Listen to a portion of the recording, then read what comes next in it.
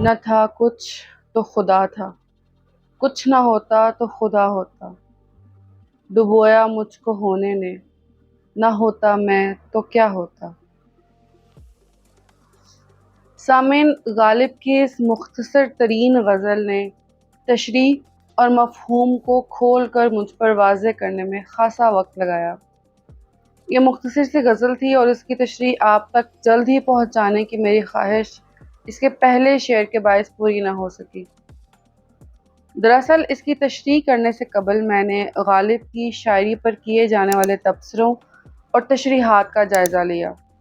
شاید میرا ناقص علم اتنی اعلیٰ قسم کی تشریحات سمجھنے سے قاصر رہا، اس لیے مجھے 2 دن صرف اس غزل کے پہلے شعر کو سوچنے میں لگے کہ جب میں اس کی تشریح اور مفہوم کو پیش کروں تو کم از کم میری خود کی تو سمجھ میں شعر آ چکا ہو، تبھی میں اپنے سامعین تک اس شعر کو بما اس کی روح پہنچا سکوں گی۔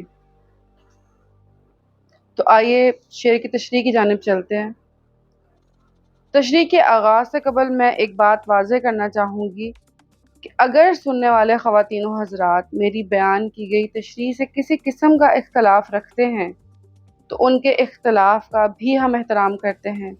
آپ اپنے تبصروں اور کمنٹس میں تصحیح ضرور کرتے رہیے، یقین جانیے یہ سب میرے بھی علم میں اضافے کا باعث ہے۔ چینل کو سبسکرائب کیجیے اور اگر آپ کو میری ویڈیوز پسند آتی ہیں تو لائک کا بٹن دبائیے۔ آئیے چلتے ہیں تشریح کی جانب۔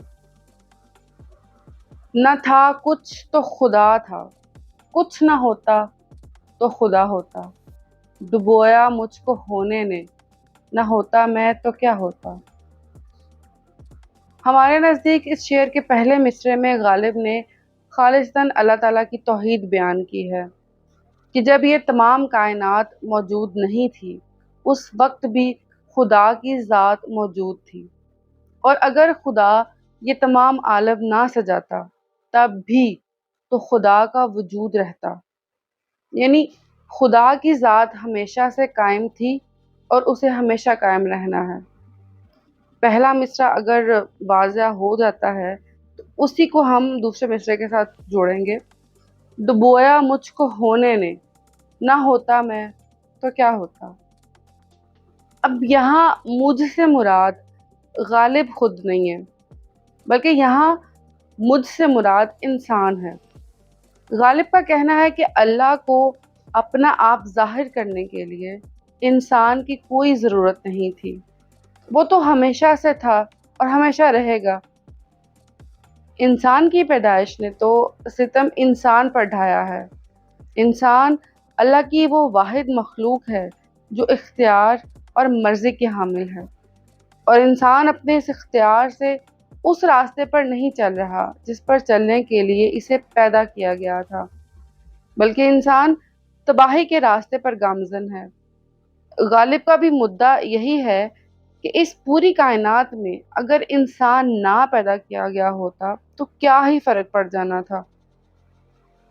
خدا کے وجود کو تو انسان کے ہونے یا نہ ہونے سے کیا فائدہ یا نقصان ہو رہا ہے، بس انسان انجانے میں خود کے لیے ابدی تباہی سمیٹ رہا ہے۔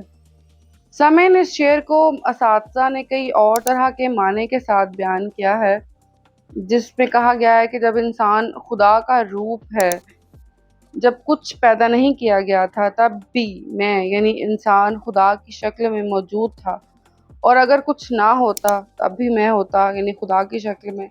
تو سامعین، یہ صوفیانہ سا مفہوم میری ناقص عقل میں نہیں آیا کہ میں اس کو اپنے سامعین تک تھوڑا آسان کر کے پہنچا سکوں، تو مجھے تو یہ تشریح سمجھ میں آئی جو میں نے بیان کر دی۔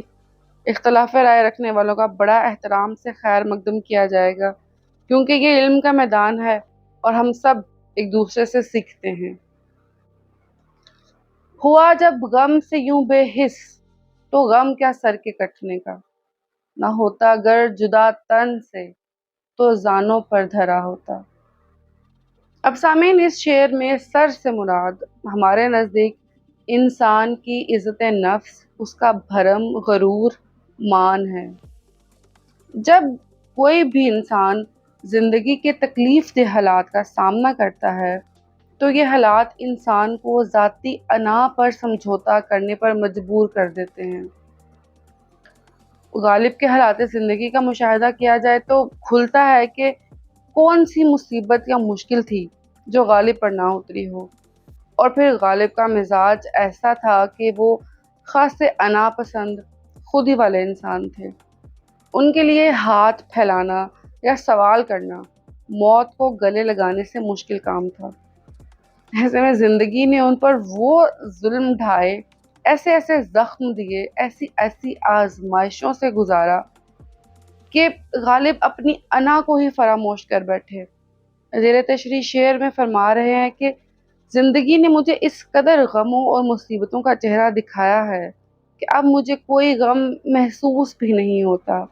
وہ کہتے ہیں نا ایک اور اپنے شعر میں کہ رنج سے خوگر ہو انسان تو مٹ جاتا ہے رنج، مشکلیں مجھ پر پڑی اتنی کہ آساں ہو گئی۔ تو ایسے میں اپنی خودی انا اور بھرم کے کھو جانے کا بھی کیا غم کرنا۔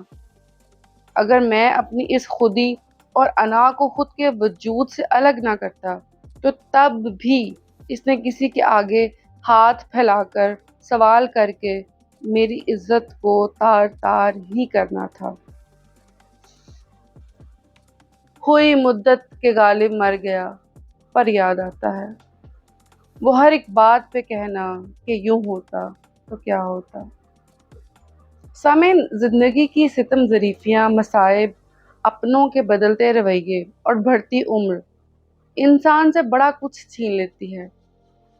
کسی وقت اس کی خواہشات، کسی وقت اس کی ہنسی اور کہے۔ اسی طرح غالب کے بارے میں کہا جاتا ہے کہ ان کا مزاج خاصا ظریفانہ تھا۔ ان کے بھی خواب تھے، جس طرح جوانی میں ہر انسان خواب دیکھتا ہے۔ ان خوابوں کو حقیقت کا روپ دینے کے لیے جان لگا دیتا ہے، مگر چند ہی خوش قسمت ہوتے ہیں جو اپنے خوابوں کو پالیں اور پھر ان کے بدن اور روح پر کسی طرح کی کوئی شکن نہ ہو۔ اکثر ہوتا یہ ہے کہ انسان زندگی کے بے طور تھپیڑے سہتا خود کی روح کو زخمی کر لیتا ہے، خود کے اندر سے بچپنا خواب دیکھنے کے جذبے کو مار ڈالتا ہے۔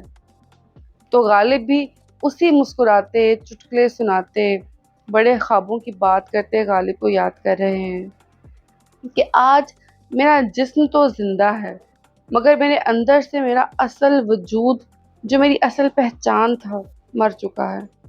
زندگی نے اتنے غم دیے کہ مجھے میرے اندر موجود اصلی غالب کی دیکھ بھال کی فرصت ہی نہ ملے اور وہ دم توڑ گیا۔ امید کرتی ہوں آپ کو میری تشریح پسند آئی ہوگی۔ آپ کے قیمتی وقت کا بہت شکریہ۔ خدا حافظ۔